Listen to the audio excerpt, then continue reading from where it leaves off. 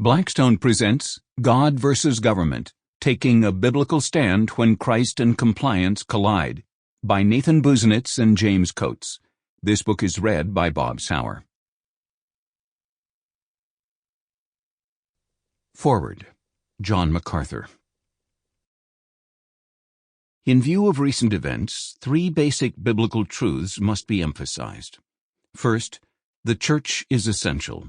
Second, the church must gather regularly and corporately. Third, the church is duty-bound to obey Christ even when doing so violates governmental regulations and restrictions.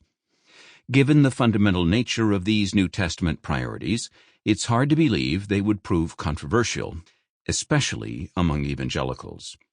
But here we are. There has been a great deal of both controversy and compromise, which is why the message of this book is so necessary. A company of believers is not a church if they don't gather. The word for church in the original New Testament manuscripts is ecclesia. Even before the founding of the New Testament church, that word signified an assembly, a gathering of people.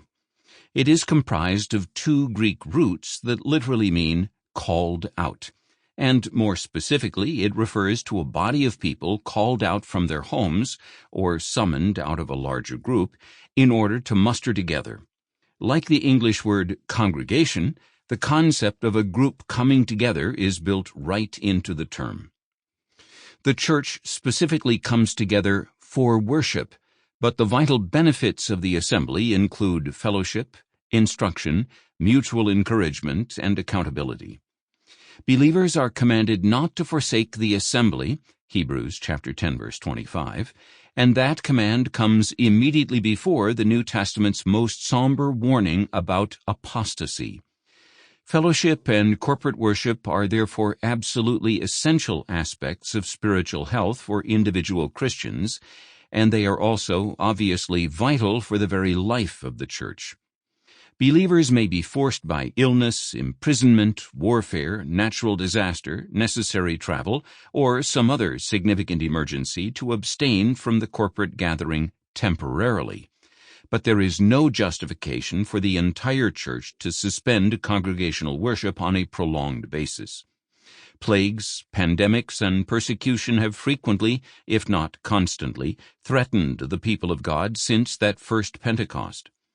Never have faithful churches responded to such obstacles by simply shutting their doors for months at a time and declaring distance learning technologies a sufficient substitute for corporate worship. Sample complete.